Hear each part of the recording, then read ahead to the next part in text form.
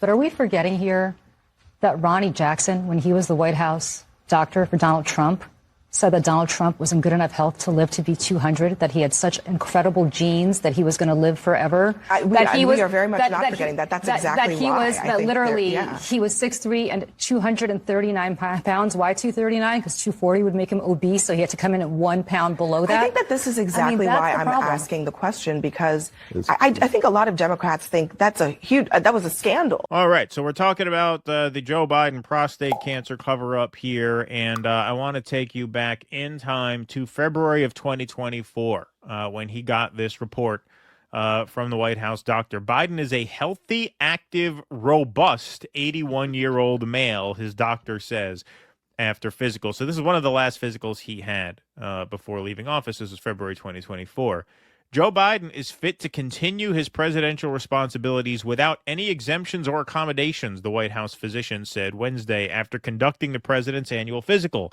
Biden is a healthy, active, robust 81-year-old male who remains fit to successfully execute the duties of the presidency, Dr. Kevin O'Connor said in a summary of the president's health.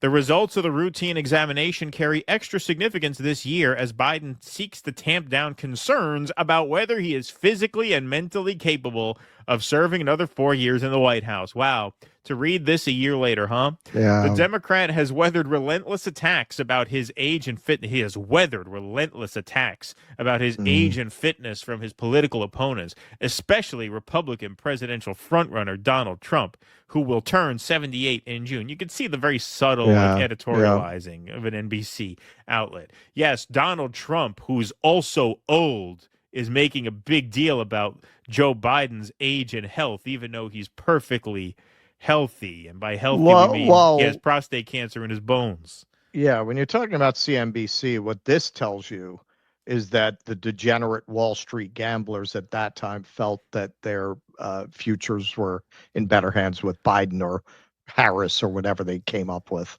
Yes, exactly. That bias certainly reflected here. Despite their closeness in age, polls show voters are less concerned about Trump's fitness than Biden's. How unreasonable of them. Earlier in February, a Department of Justice special counsel investigating Biden over his handling of classified documents described the president in a report as an elderly man with a poor memory. Well, we had some revelations on that front, too, this week. That's why I thought it was worth revisiting this article. Biden angrily pushed back on that report, acknowledging his age, but declaring, I know what the hell I'm doing. You know, the nursing homes are full of people who will tell you that. Yeah, they're full of people who know what the hell they're doing. Exactly.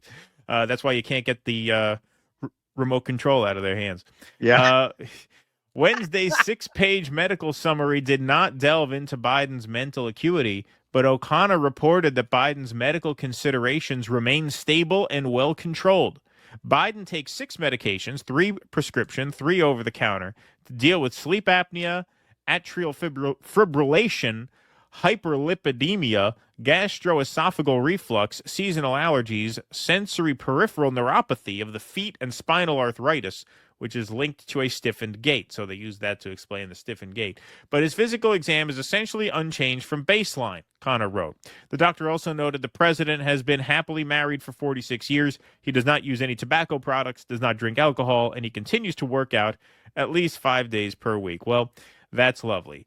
Now, there was, in the run-up to the election, some litigating of Trump's fitness. So Judd Legum decided to remind people that when he ran in 2016, Trump dictated a letter declaring himself the healthiest individual ever elected to the presidency, and then convinced a doctor to sign it, which is true. This was his doctor. We all remember, most of us recall this character here. Trump dictated a letter, which is pretty funny. I mean, the contents of this letter. You know, my doctor, Dr. Vinny Bumbatz. Yeah, right, exactly. Actually, his blood pressure, 110/65, and laboratory test results were astonishingly excellent at the end of the first paragraph. If elected, Mr. Trump, I can say unequivocally, will be the healthiest individual ever elected to the presidency. That's funny. You know what they tell you in medical school? We were talking to my kid's doctor a couple weeks ago, and he said, one thing we doctors tell each other is in medicine, You never say never, but you never say always, right? You never speak in absolutes, because there are no such thing as absolutes in medicine, and you don't tell someone you definitely don't have this disease, right? But this guy seemed to ignore that rule. He will be unequivocally the healthiest individual ever elected to the presidency, and the media made a big deal about this. CNN Sanjay Gupta cast serious doubts on Trump doctors' absurd boasts about his health. So this is what I mean. Like, people pay close attention to this, not for bad reasons. Like, there was reason to think, wow, that's kind of weird how you dictated a note to your doctor. Like, yeah, that's a legitimate issue that you're telling this crazy guy. The guy looks like the guy in Independence Day who gets strangled by the alien. That's what that doctor looks like. And you're dictating that was to him, Brent hey, you know Spiner. what? That's right. That's right. Hey, tell them I'll be the healthiest individual ever elected. Tell them my blood pressure is astonishingly excellent. Like, that's all fair play. That's all fair game. But if that's fair game, what is this? If that's tell him fair George game, Washington was a veritable rent boy by comparison. yeah, right, exactly. Yes. I mean, if all that's fair game, what is this? This is a pretty big deal. You know who agrees? Dr. Cornel West, who's back in action after taking the political world by storm with his presidential run. Here he is on CNN. 48 years old. Yeah. I was told I only had a few months to live. I said I was blessed to be invited to the banquet of life, to have an embarrassment of riches, but I'm still here. And that's just a mystery. But the important thing is, the low level of trust is such that the Democratic Party cover-up of his cognitive decline leads many of us to think we don't know what the evidence really is. All these lies that have been told. So you got Team Democrat telling these lies, then you got Team Republican telling their lies. How do we know what's the truth? There is a believe? trust issue here. Absolutely. And I think the American people are kind of caught in the middle because Big trust issue here indeed. Well, let's hear the spin. So here is Scott Jennings versus some Democrat operative. I forget her name. But this conversation goes on in a separate clip on X from Western Lensman. Let's hear how they respond to this. For a long period of time, he was serving as the president and also was a candidate for reelection. And so, yeah, I mean, I think if you're telling the American people for any period of time, not only am I competent to serve and capable of serving today, but I can serve 4 more years, you do deserve, as an American citizen, to know what is the full health situation of the president. And as Dr. West said, you know, the number of lies that were told on his behalf by his White House staff and his campaign and the whole Democratic apparatus. Today, whatever we hear today, by default, the American people are going to say, well, they lied to us about one thing. They're never going to tell us the truth about this thing. I'm like you. This sounds terrible. I'm not a doctor, but just hearing you talk, it sounds terrible. And I think we should pray for the president and pray for his health. And I hope he gets a miracle here.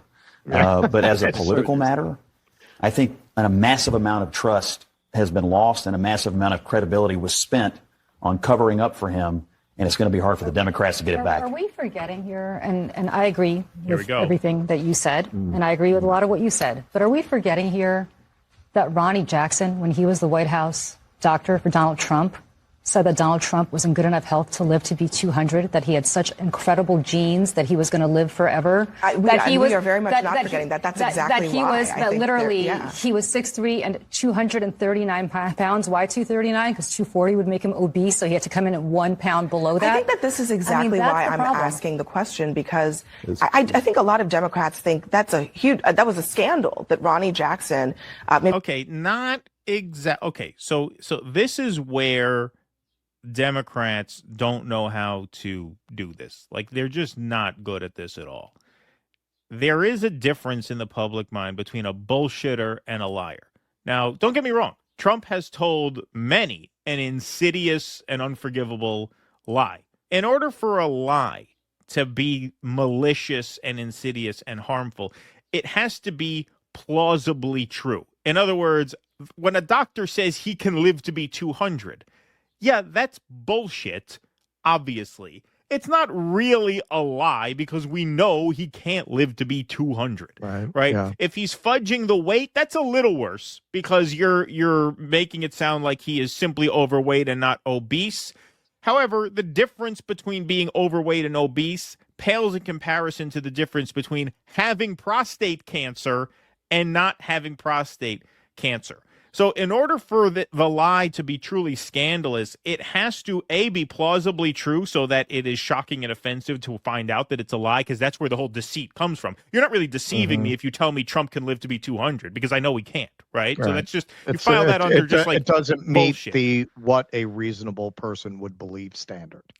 Right, exactly. So that's not really a scandalous lie. What is a scandalous lie is the Supreme Court ruled in our favor on the Kilmar Abrego Garcia case. Like, that's a scandalous lie. So I don't want to make it sound like he never tells those kinds of lies and that those should never be screwed. That's not what I'm saying. But I'm saying the Democrats so often will treat crazy bullshit of little to no consequence as this major scandal. And it creates this boy who cried wolf effect. The fact of the matter is, Trump's crazy doctors saying he's an ubermensch who's the healthiest president ever and he can live to be 200, that is nowhere near as scandalous as the cover-up of Joe Biden's cancer, the treatment of which very likely explains the fact that he was dysfunctional as a person while president, while serving as the most powerful man on earth. Those are apples and oranges. You cannot compare those two things. And this is a trap that the Democrats walk into over and over and over again. It's the whole take him seriously but not literally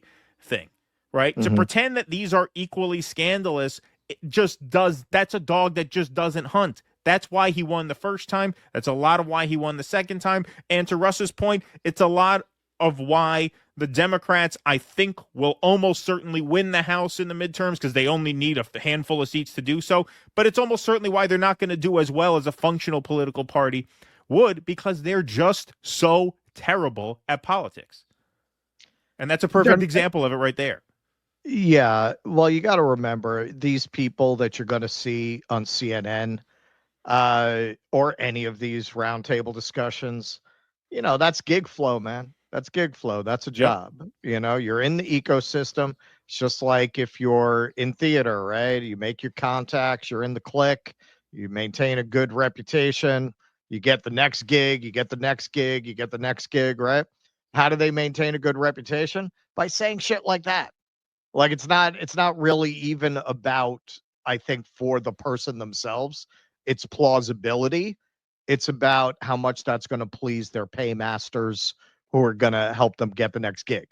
Now they'll get hired to speak at that conference. That's a few $1,000s. Like, it's a living for them. I love that thing you said about Trump's doctor. Ha ha ha. Yeah, exactly. Yeah, if you sit there and you watch these people talk, it'll drive you crazy. And I only do it as part of my job. Like, I haven't watched an entire segment of one of these shows. I couldn't tell you the last time, because it just drives you insane that these people get paid really well to just spout transparently ridiculous propositions that no reasonable person actually believes is true. And they do it with the air of an expert. Like, well, they wrote this book, and what do they think? And what they think is ridiculous.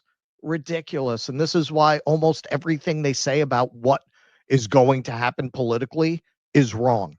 It's almost always 100% wrong, because it's not even about that, man. It's about constructing a narrative that pleases donors and that pleases the paymasters at the DNC. That's what they do. Hey, thanks for watching our video. We're currently raising money to produce our documentary film on the Uhuru movement. Go to givesendgo.com/do dissidents to chip in. Every dollar you give goes towards the project. We do not take any kind of salary on these. We mostly live on Gatorade when we're on the road, so even solid food is iffy, just enough to get by. But we do not take any pay for this. Every dollar actually goes into what we need to shoot the project. The Uhuru movement is a subject that really deserves more exposure. Everybody heard about it through the court case, and that was an important thing to elevate. But they've done incredible community work demonstrating a different way that is socialist and not dependent on the government at the same time, which a lot of people don't even realize that still exists in the tradition of the Black Panther food and education programs. And to show there is such a strong community like that with such strong leadership is really important, particularly at this historical moment. Yeah, so we're really excited about doing the project, but we need your help. So go to givesendgo.com/do dissidents to chip in. Thanks very much for your support. Please clap.